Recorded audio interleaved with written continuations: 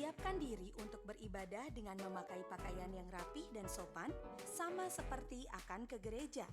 Lalu, duduklah dengan sopan. Jangan berbaring atau melakukan aktivitas lain saat berada di gereja. Tidak makan dan minum selama beribadah. Ikuti liturgi selama mengikuti ibadah, seperti waktu duduk dan berdiri, saat menaikkan pujian bersama, berdoa, dan saat mendengarkan firman Tuhan. Persembahan bisa diberikan dengan cara transfer atau memasukkan ke dalam sebuah amplop yang akan dibawa ke gereja pada waktu datang kembali. Ikuti seluruh jalannya ibadah live streaming hingga selesai. Siapkan hati, siapkan diri.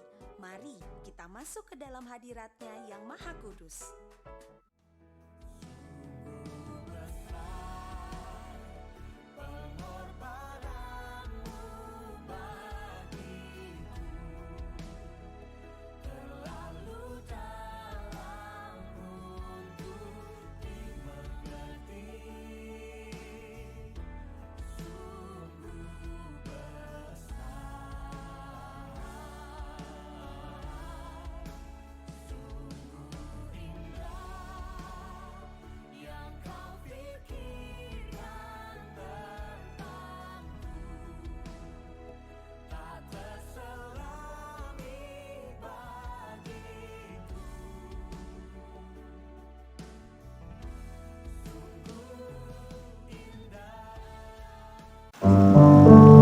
Shalom saudara, hari ini saya percaya kita semua penuh dengan sukacita.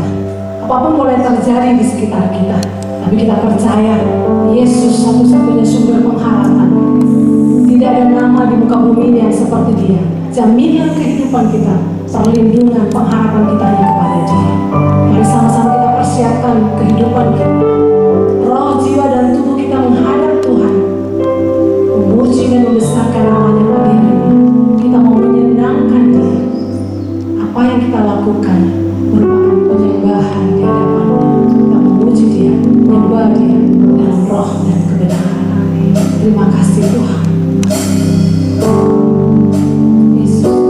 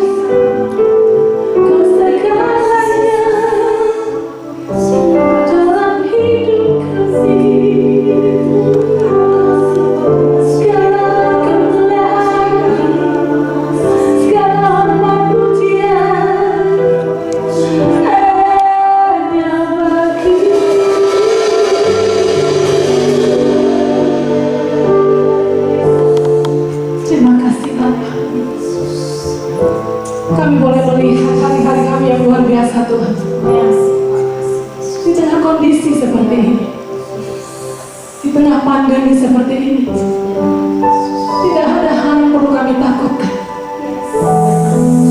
karena Engkau sudah rela tergantung di kayu salib, menebus setiap kami.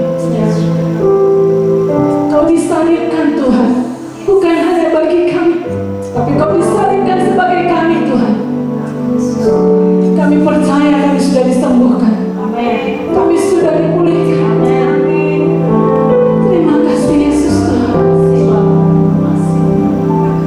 Dimanapun kami berada Tuhan, kami mau terus menyembah. Roh Kudus pimpin setiap kami. Walaupun kami tidak bisa datang beribadah di gereja, tapi Tuhan roh kami terus terhubung dengan-Mu. Kami tidak perlu meminta karena Kau sudah menuntun hidup kami. Terima kasih Roh Kudus. Terima kasih Tuhan.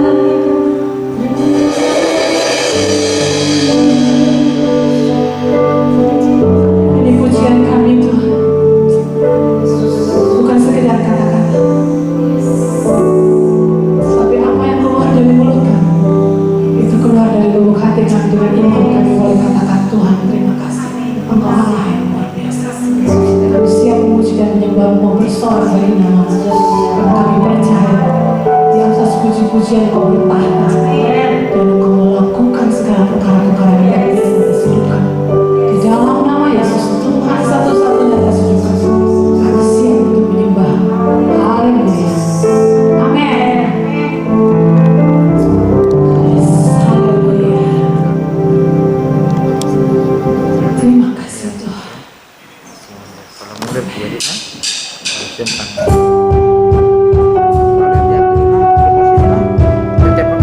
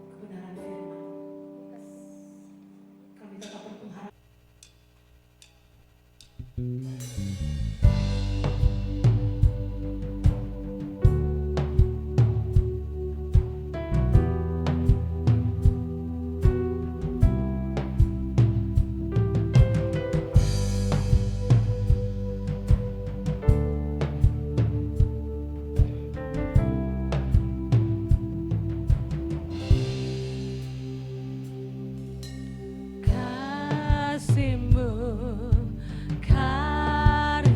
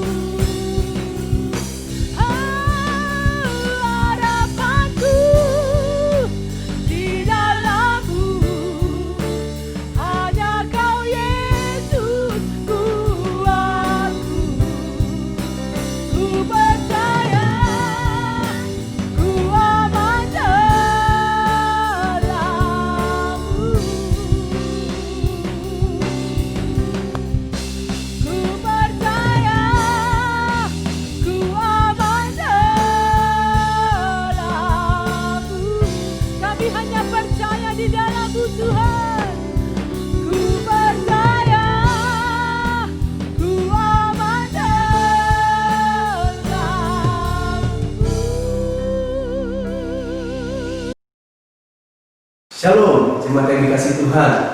Saya berdoa terus, jemaat terus dalam keadaan sehat, kuat, di dalam perlindungan Tuhan. Bapak Ibu Saudaraku, dengan apa yang terjadi di kota kita, bangsa kita, di akhir zaman ini, kita terus harus banyak berdoa, mendekatkan diri kepada Tuhan.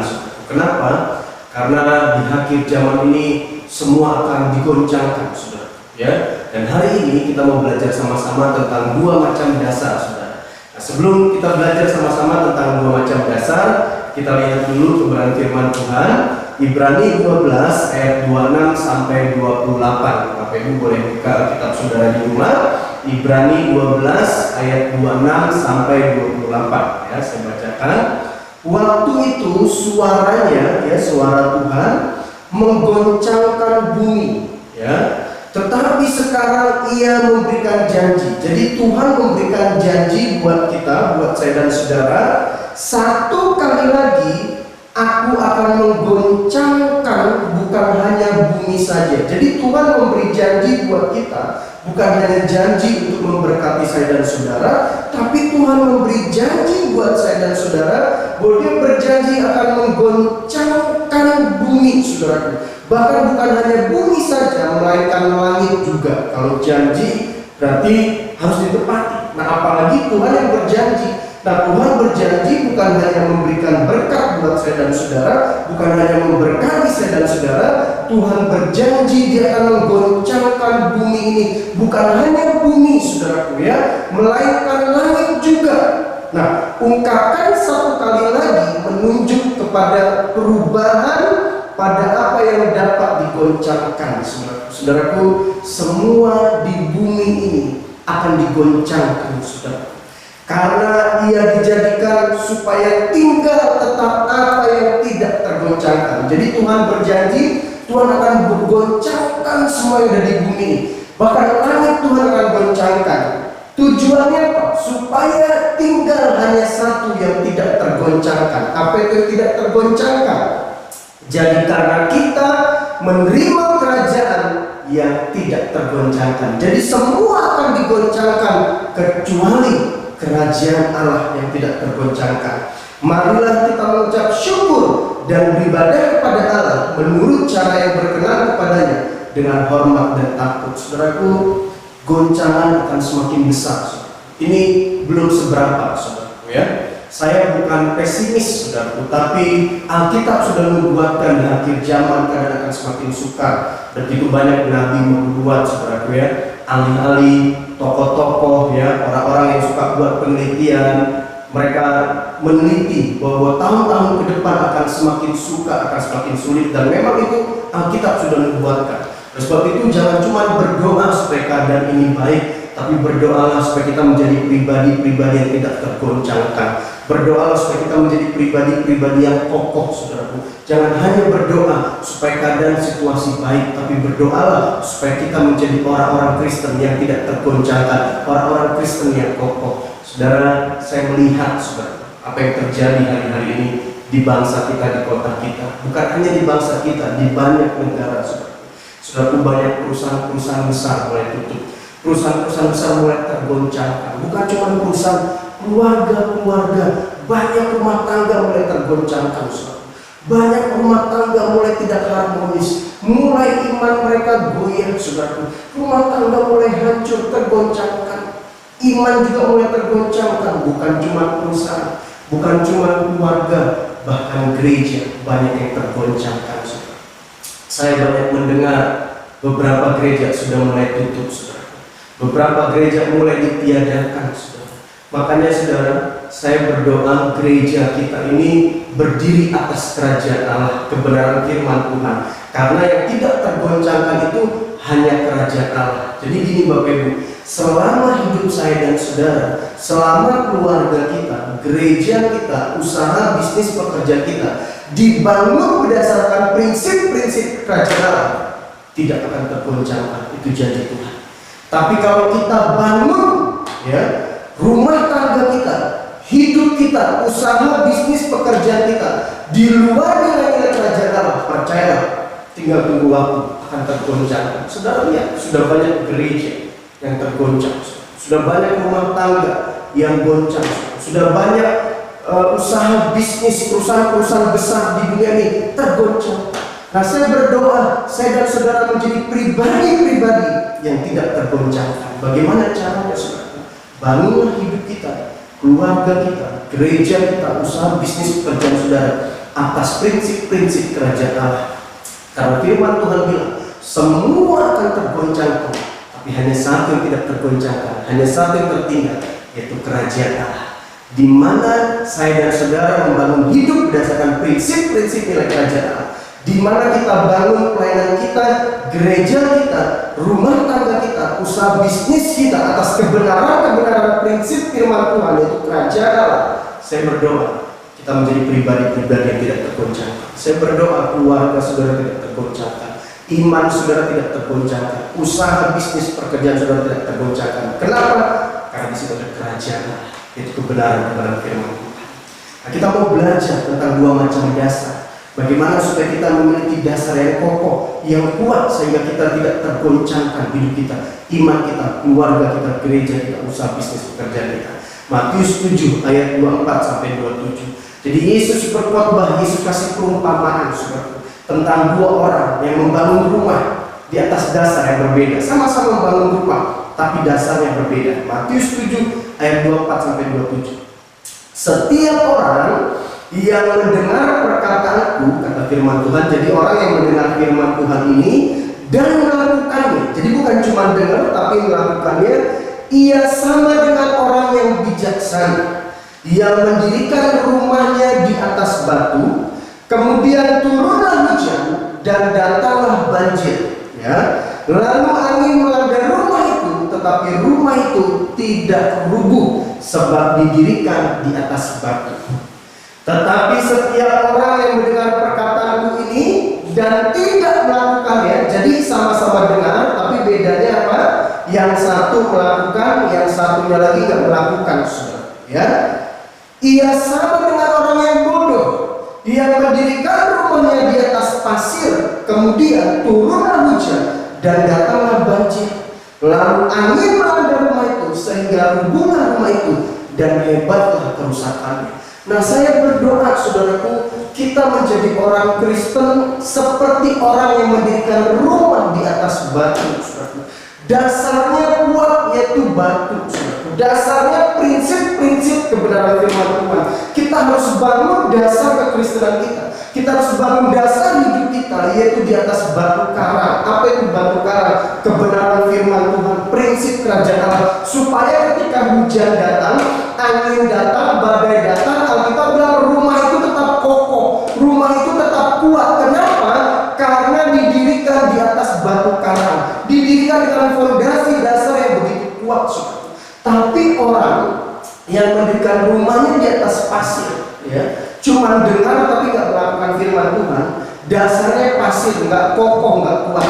Ketika badai datang, angin datang, rubuhlah rumah itu, kata firman Tuhan.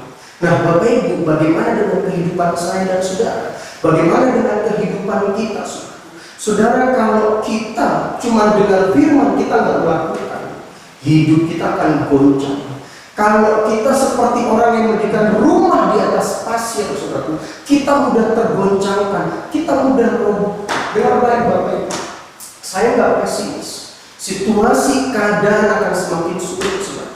Oleh sebab itu saya berdoa, bangun hidup saudara di atas dasar yang benar. Bangun hidup saudara di atas fondasi yang benar, yaitu prinsip-prinsip dasar kebenaran firman Tuhan. Supaya ketika goncangan itu datang, badai itu datang, tekanan itu datang dalam hidup kita, dalam rumah tangga kita, dalam pelayanan kita, dalam gereja kita, usaha bisnis kita, kita nggak goyah, kita nggak roboh, kita tetap kokoh. Yesus kasih perumpamaan, sama-sama bangun rumah, saudaraku, ya, sama-sama bangun rumah, tapi saudaraku dasarnya beda. Mungkin kita sama-sama orang Kristen, kita sama-sama mengaku percaya Tuhan, kita sama-sama ke gereja, kita sama-sama dengar firman Tuhan, saudaraku, kita sama-sama mengaku cinta Tuhan, anak Tuhan, tapi bedanya di mana? Bedanya itu kelihatan ketika goncangan datang, bedanya itu kelihatan ketika hujan badai datang. Nah, disitulah kelihatan bedanya orang yang bangun rumahnya di atas dasar batu sama orang yang bangun rumahnya di atas pasir. Nah, pertanyaannya, selama ini kekristenan kita, hidup kita bangun atas dasar apa? Kalau kita bangun atas dasar pasir, hidup kita mudah goyah, hidup kita mudah putus asa, hidup kita mudah kecewa, saudara. Tapi kalau kita bangun hidup kita di atas prinsip kebenaran firman Tuhan, itu batu karang, badai datang kita tetap kokoh, kita tetap kuat. Oleh sebab itu saya berdoa di pandemi ini, saya pribadi saudara, saya banyak merenung, saya banyak introspeksi diri di hadapan Tuhan, supaya saya tetap kokoh, supaya saya tetap kuat, saudara. Kita harus bangun dasar hidup kita di atas kebenaran firman Tuhan. Kita harus bangun dasar kekristenan kita di atas batu karang. Karena situasi akan semakin sulit, situasi akan semakin sukar, saudara. Aniaya akan datang, masa-masa sulit akan datang. Oleh sebab itu, jadilah pribadi-pribadi yang kokoh, pribadi-pribadi yang tidak tergoncangkan. Bagaimana cara menjadi pribadi yang tidak tergoncangkan? Bangunlah hidupmu di atas dasar prinsip kebenaran firman Tuhan. Orang yang kuat menurut ukuran dunia, ya, orang yang kuat, yang kokoh menurut ukuran dunia, yang punya banyak harta. Orang bilang, wah dia punya banyak harta, punya banyak kekayaan, pasti nggak goyang. Karena ada istilah, wah kalau dia mah nggak goyang, kalau dia mah pasti tetap kuat eksis.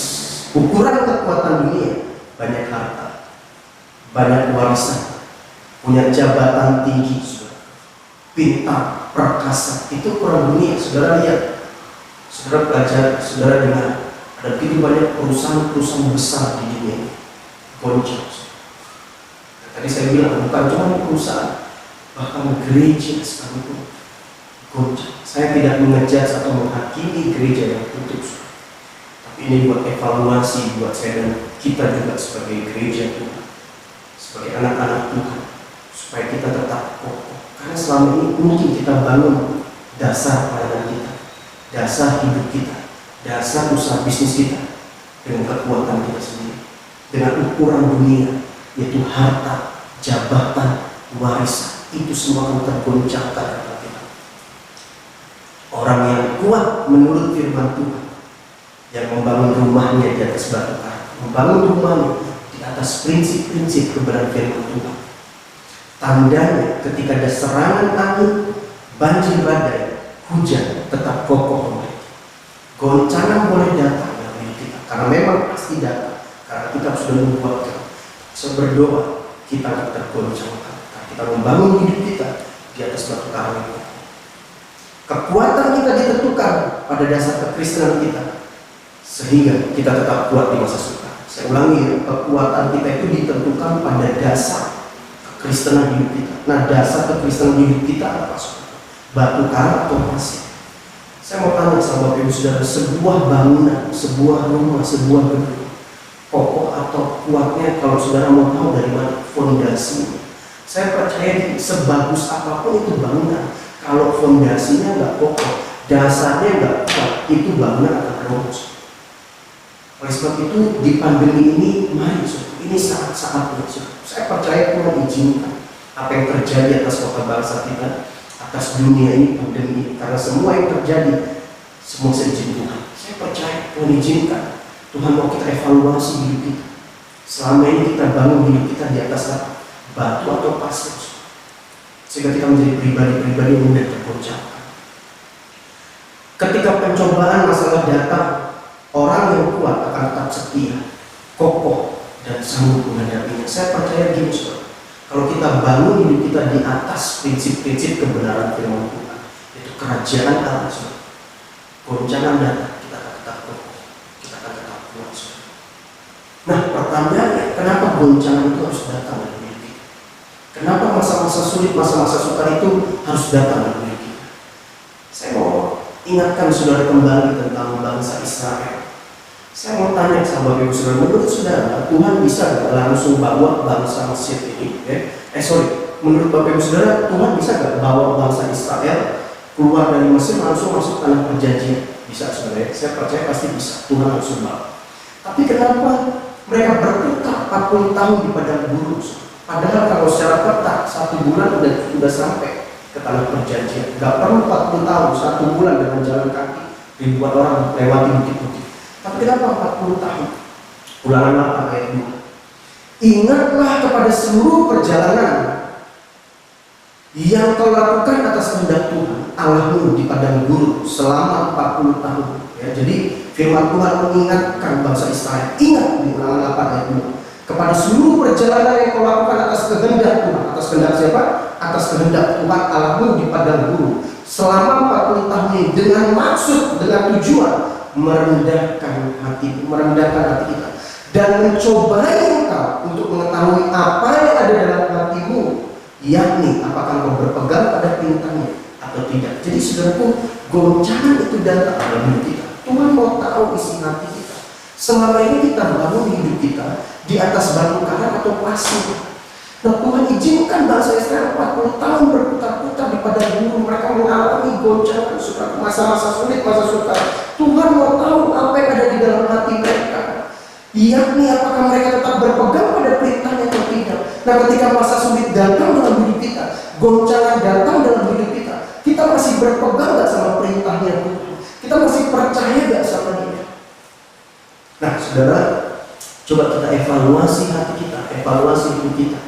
Selama ini kita bangun hidup kita di atas batu karang atau pasir. Saya kasih contoh ciri-ciri pasir dan batu karang. Orang yang bangun hidupnya di atas pasir, ini yang udah goncang, mengandalkan kekuatannya, bahkan mengandalkan orang lain. Nah, kita bilang terkutuklah orang mengandalkan kekuatan, terkutuklah orang mengandalkan manusia. Jadi kalau saudara mengandalkan kekuatan saudara, itu pasir. Dengar baik, kekuatan kita terbatas, kita akan tergoncangkan. Ketika masa sulit, masa sukar datang, goncangan datang, kau mulai mengandalkan manusia, itu pasir. Percaya sama saya, hidupmu akan tergoncang, hidupmu gak akan kokoh, hidupmu gak akan kuat. Tapi orang yang bangun batu karang dalam hidupnya, ini dasar yang kuat, prinsip kebenaran, mengandalkan Tuhan, percaya dan berserah sepenuhnya.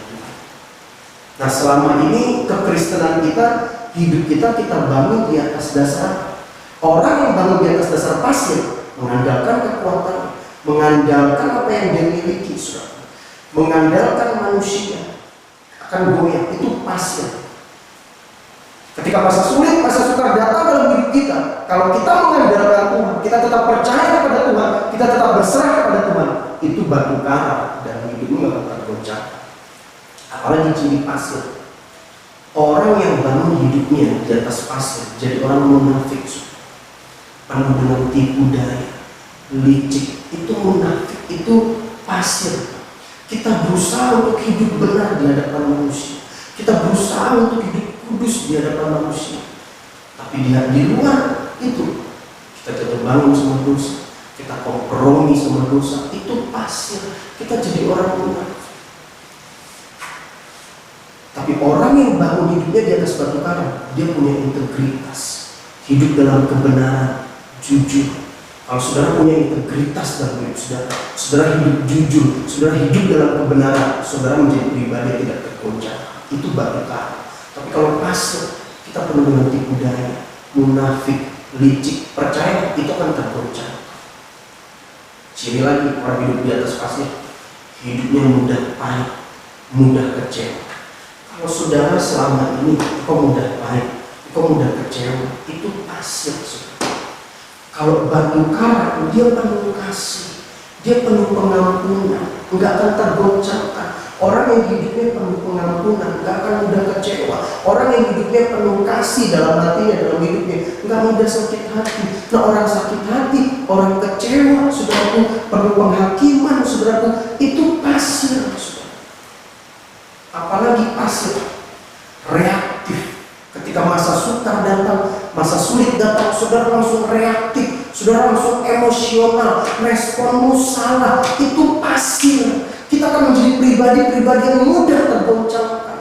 Tapi kalau batu karang, ketika masa sukar datang, goncangan datang, dia tetap belajar penguasaan diri, dia belajar untuk tenang, dia tetap belajar untuk sabar, tenang di tengah badai. Itu batu karang. Saudara lihat batu karang, badai datang, dia nggak tergoncangkan. Nah kalau selama ini ketika masa sulit datang, goncangan datang, respon kita salah, kita emosional, kita reaktif, itu pasir, saudara. Apalagi pasir. Pasir itu memperkaya diri sendiri. Saudara jadi orang yang kikir. Bukan cuma kikir, bukan cuma memperkaya diri, saudara boros. Saudara nggak bisa manage keuangan saudara.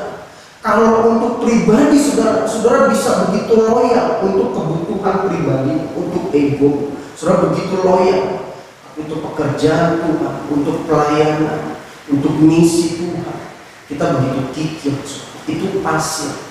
Kalau saudara hanya memperkaya diri saudara jadi orang yang kikir, dan saudara boros hanya untuk dirimu sendiri, itu pasir. Kita akan menjadi pribadi-pribadi yang tergoncang.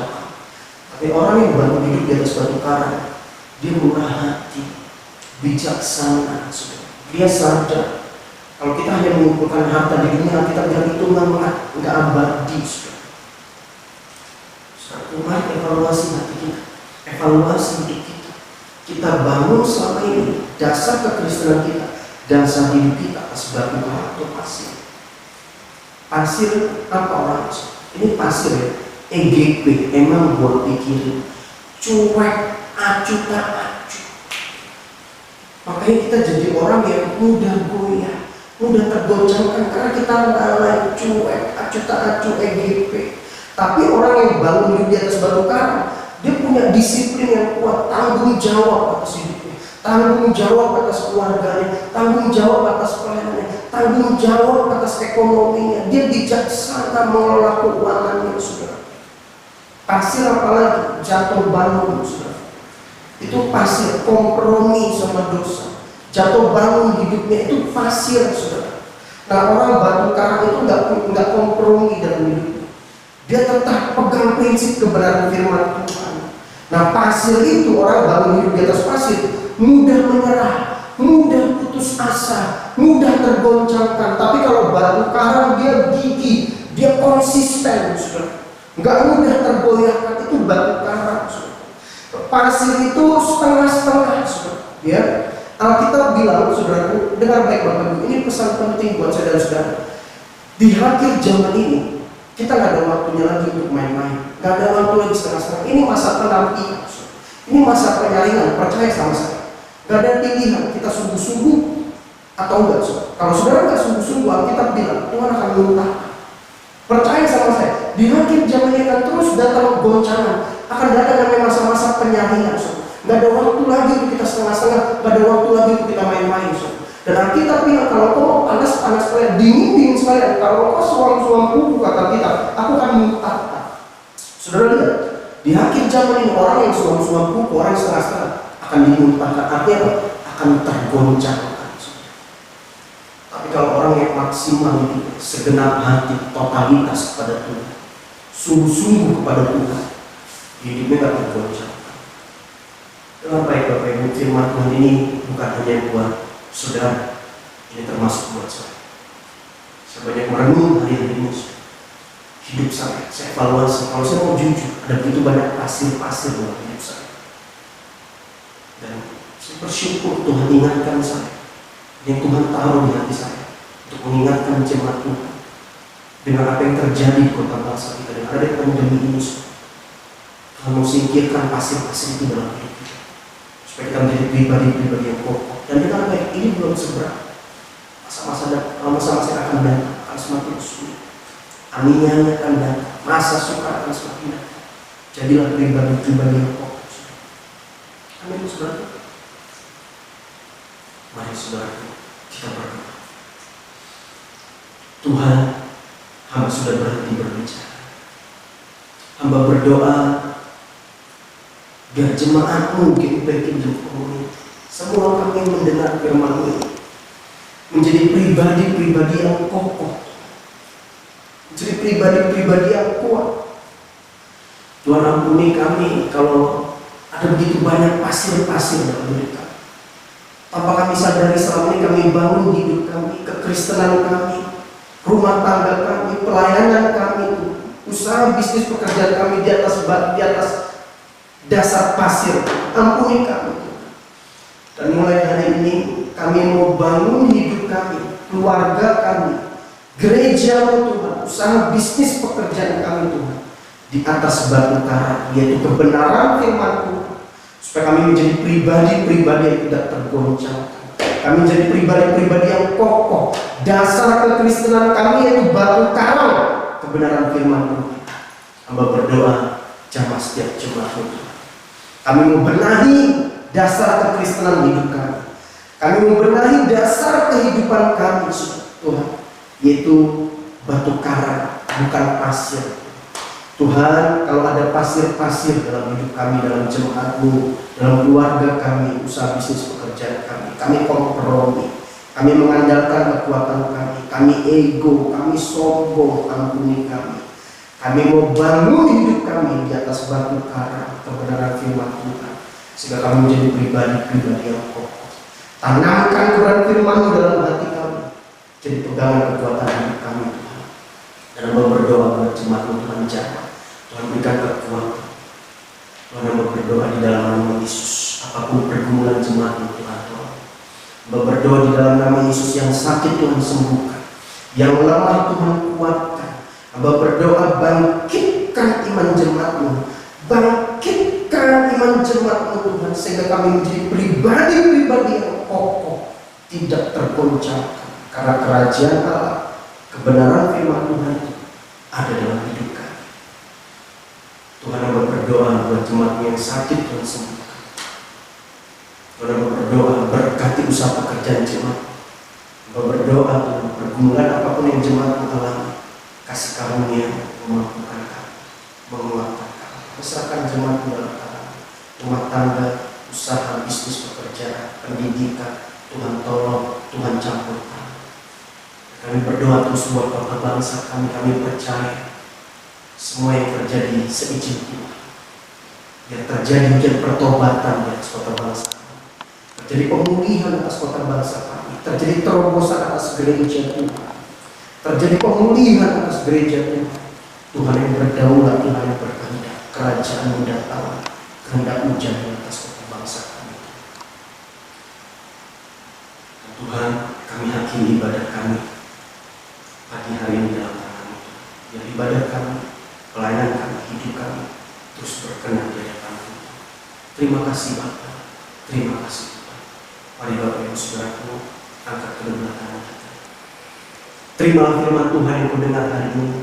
Renungkanlah dan lakukanlah dengan setia, maka janji Allah digenapi atas hidupmu. Tuhan mengangkat kau naik bukan turun. Tuhan tetapkan kau jadi kepala bukan ekor. Apapun yang kau perbuat berhasil, karena Yesus beserta dengan kau. Yesus tebus hidupmu dengan kuasa-Nya. Keluar masukmu diberkati Tuhan. Hidupmu akan memberi arti buat banyak orang. Nama Tuhan dimuliakan oleh hidupmu. Haleluya. Amin. Bapak Ibu, terima kasih buat jemaat yang sudah setia beribadah online. Saudaraku, terus doakan kota bangsa kita. Terus Bapak Ibu jaga kesehatan. Ya, selamat hari Minggu. Tuhan Yesus